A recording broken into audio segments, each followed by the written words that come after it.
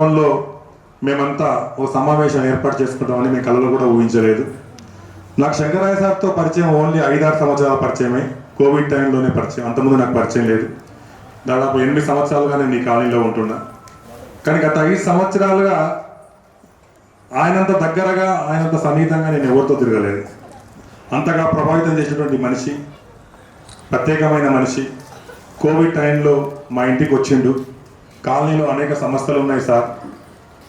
కరపత్రం జోబికో భుజానికో సంచేసుకొని కరపత్రాలు పట్టుకొని అన్నీ పేపర్ మీద రాసుకొని ఇల్లు తిరుగుతూ పంచుతూ, సార్ మీ గురించి నాకు తెలుసు, నేను 2-3 ఏళ్ళుగా మీకు నేను రోడ్డు మీద నమస్కారం పెడుతున్నాను, కానీ మీరు నమస్కారం పెట్టాలని పట్టించుకోవట్లేదు. నేను ఈరోజు మీ ఇంటికి వచ్చాను, నాకు టైం ఇవ్వాలి, మీరు నేను చెప్పి వినాలని చెప్పి దాదాపు 2 గంటల సమయం నా ఇంట్లో కూర్చొని నాకు అనేక విషయాలు చర్చించడం జరిగింది. ఒక మనిషి మనుషుల పట్ల, సమాజం పట్ల, ఒక అన్యాయం పట్ల, ఒక అనిశ్చిత పట్ల మనసులను కలపడానికి, ఒక అనిశ్చిత వ్యతిరేకంగా ఫైట్ చేయడానికి ఎంత తపన పడేవాడు. నిరంతరం మనుషుల గురించి, సమాజం గురించి మాట్లాడేవాడు. ఆయన వీడియోలు అన్నీ ఉన్నాయి. ఆ రోజు ఆయన మాట్లాడిన వీడియోలు, ఆయన రాసినటువంటి రాతలన్నీ కూడా ఇప్పటికి కూడా ఉన్నాయి. 10 సంవత్సరాల కింద, 12 సంవత్సరాల కింద ఈ కాలనీలో ఇల్లు కట్టుకోవడానికి వచ్చేటప్పుడు ఎంతో ఊహించుకొని, ఒక మధ్యతరగతి ఉద్యోగి ఒక అందమైన జీవితాన్ని ఊహించుకొని కాలనీకి వచ్చి పడరాని బాధలు పడి, ఊహించని పరిణామాలు చూసి చలించిపోయి, ప్రశ్నించి, కొట్లాడి, ఎక్కడ సపోర్ట్ దొరకక కరపత్రాలు రాసుకొని ఇల్లు తిరుగుతూ తలుపు కొట్టి ఒకరొకరి మద్దతు కూడగడుతూ ఎంత యుద్ధం చేసి ఆయన మీద ఎన్ని దాడులు జరిగినాయి, ఎంత ప్రతిఘటన ఎదుర్కొన్నాడు. కానీ ఆయన మాట్లాడింది వాస్తవం ఉంది కనుక ఆయన ప్రజల యొక్క శ్రేయస్సు కోరుకున్నాడు, కాలనీ యొక్క అభివృద్ధి కోరుకున్నాడు, అందరు కలిసి ఉండాలని కోరుకున్నాడు, మహిళలు ఈ కాలనీలో గౌరవంగా తిరగాలని కోరుకున్నాడు. అంత నిజాయితీగా, నిబద్ధగా జీవించిండు కనుకనే అందరూ ఆయనకు సపోర్ట్ ఇచ్చిండు. అసలు మామూలు విషయం కాదు. నేను చూశాను అంత తపన. ఎవరైనా కుటుంబం గురించో, భార్య పిల్లల గురించో, ఆస్తుల గురించో, డబ్బుల గురించో, అధికారం గురించో, ఇటువంటి వ్యక్తిగతమైనటువంటి లక్ష్యాల కోసం తాపత్రయమైనటువంటి ఈ కాలంలో నిస్వార్థంగా, నిజాయితీగా ఒక మంచి సమాజం కోసం, ఒక సమాజం కోసం, వివక్ష లేని సమాజం కోసం, అణిచివేత లేని సమాజం కోసం, కుల వివక్ష లేని సమాజం కోసం 5 సంవత్సరాలుగా ప్రతి క్షణం దానికోసం తపన పడిండు. ఎంత పెద్ద ప్రయత్నం జరిగిందో. ఆధునిక కాలంలో ఇటువంటి కాలనీ ఈరోజు ఇంత నిర్భయంగా కూర్చొని ఇన్ని విషయాలు మాట్లాడుకుంటున్నామంటే అందరూ మేధావులే, చదువుకున్న వాళ్ళే, ఉద్యోగస్తులే, ఎక్కడెక్కడి నుంచో వచ్చి ప్రశాంతమైన, శాంతియుతమైన జీవితం కోసం ఇక్కడ ఇల్లు కట్టుకొని జీవిస్తున్నారు. కానీ ఇక్కడ వాస్తవ పరిస్థితులు ఒకప్పుడు వేరేలా ఉండేది. ఈ కాలనీ రాజోత్సవ గృహ కార్పొరేషన్ కింద ఉండేది, భూత్పూర్ మున్సిపాలిటీలో విలీనం కాకుండే. అప్పుడు మహబూబ్నగర్లో లేదు, భూత్పూర్ లేదు, అసలు ప్రభుత్వ పాలన ఇక్కడ ఉండేది కాకుండే. ఇక్కడ కొంతమంది వాళ్ళే పరిపాలించేవాళ్ళు.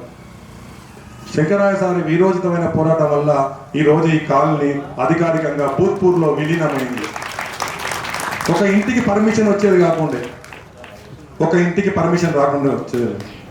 ఆయన కృషి వల్లనే ఎన్ని దరఖాస్తులు పెట్టిండో. కలెక్టర్ ఆఫీసులు కానీ, ఆ రోజున్న శ్రీనివాస్ గౌడ్ దగ్గర కావచ్చు, ఎమ్మెల్యే ఆల వెంకటేశ్వర రెడ్డి దగ్గర కావచ్చు, బసవరాజ్ గౌడ్ దగ్గర కావచ్చు, కేంద్రాలు ఎవరు అధికారం ఉంటే వాళ్ళ ఇంట్లో పోండి తిరుగుతూ పబ్లిక్ గురించి, నీళ్ల గురించి, కరెంటు గురించి, శానిటేషన్ గురించి ఎంత ప్రయత్నం చేసిండో. అసలు ఊహ కూడా. నేను నా జీవితంలో ఎన్నో ఉద్యమాలు చూశాను, ఎంతో మనసులతో తిరిగాను, కానీ ఇటువంటి నిబద్ధత, నిజాయితీనటువంటి ఒక్క వ్యక్తిని నేను చూడలేదు.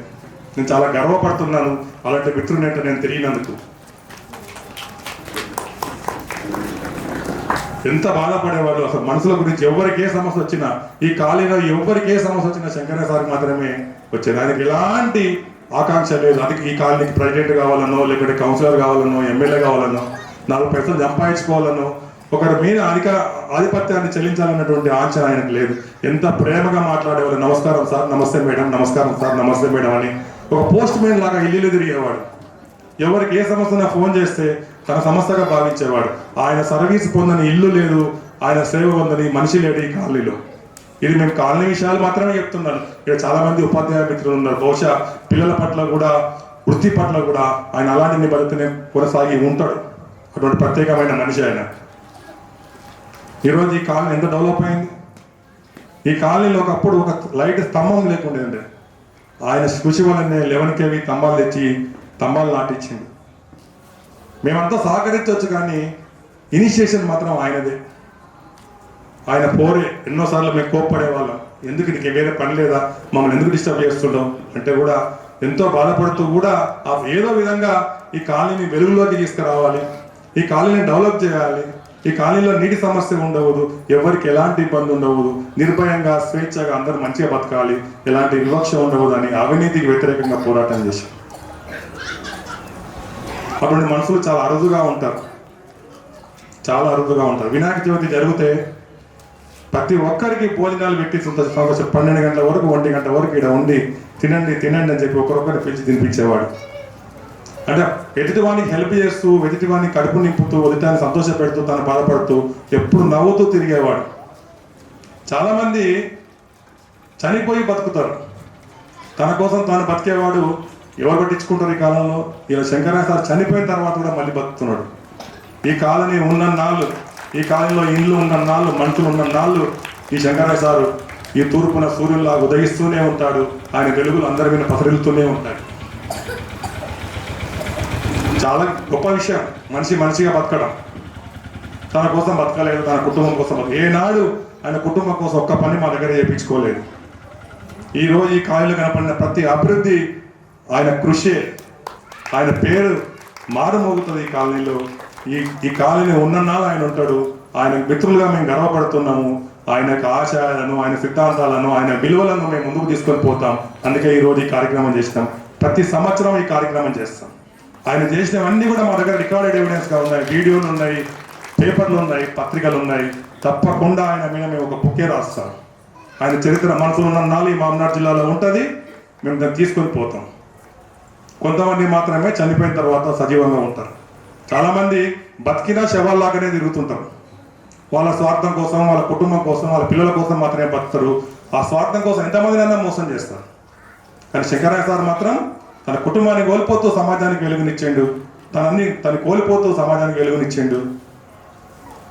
గత 15 రోజులుగా లాస్ట్ మంత్ నేను శంకరయ్యతో కలిసి ఢిల్లీ కొన్ని ప్రాంతాలు నేను తిరిగాను. 10 రోజులు నాతో జర్నీ చేసాను.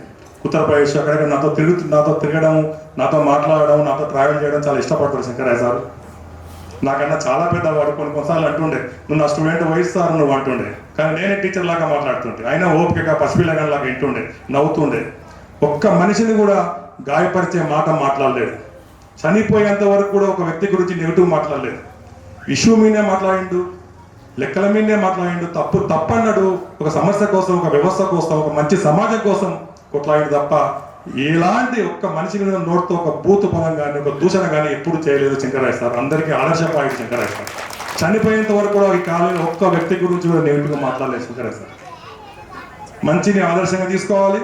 మంచి ఆదర్శాలను మనం ముందుకు తీసుకుపోవాల్సిన బాధ్యత మనపైన ఉంటుంది కనుక శంకరయ్య ఆశయాలను మనం ముందుకు తీసుకుపోవాల్సిన బాధ్యత ఉంటుందనే విషయాన్ని మరొకసారి గుర్తు చేస్తూ, శంకరయ్య సార్ ఈ కాలనీ ఉన్నన్నాళ్ళు, ఈ కాలనీలో మనుషులు ఉన్నన్నాళ్ళు, ఈ వేదిక ఉన్నన్నాళ్ళు ఇక ఎప్పుడు కూడా శంకరయ్య సార్ మన రూపంలో, మన ఆశయాల రూపంలో అన్ని బతికే ఉంటారని కోరుకుంటూ నాకు ఈ అవకాశం ఇచ్చిన పెద్దలకు ధన్యవాదాలు తెలియజేస్తున్నాను.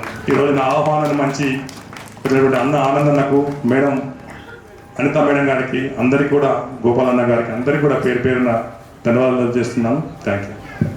జోహార్ శంకరయ్య సార్. అనారోగ్య కారణాల వల్ల నేను రాలేకపోతున్నాను రమేష్. నేను 2 రోజుల్లో వచ్చి వాళ్ళ కుటుంబాన్ని పరామర్శిస్తాను. మీరు ఏమనుకోకండి. వాస్తవంగా ఆయన వస్తాడని ఈ ప్రోగ్రాం పెట్టాను, కానీ అనుకోని అనారోగ్య పరిస్థితుల వల్ల నేను రాలేకపోతున్నాను. తప్పకుండా నేను 2 రోజుల్లో వచ్చి మిమ్మల్ని కలుస్తాను అందరిని చెప్పడం జరిగింది. ఈ విషయాన్ని సభావేదికగా చెప్పమని చెప్పినాక మీకు తెలియజేస్తాను.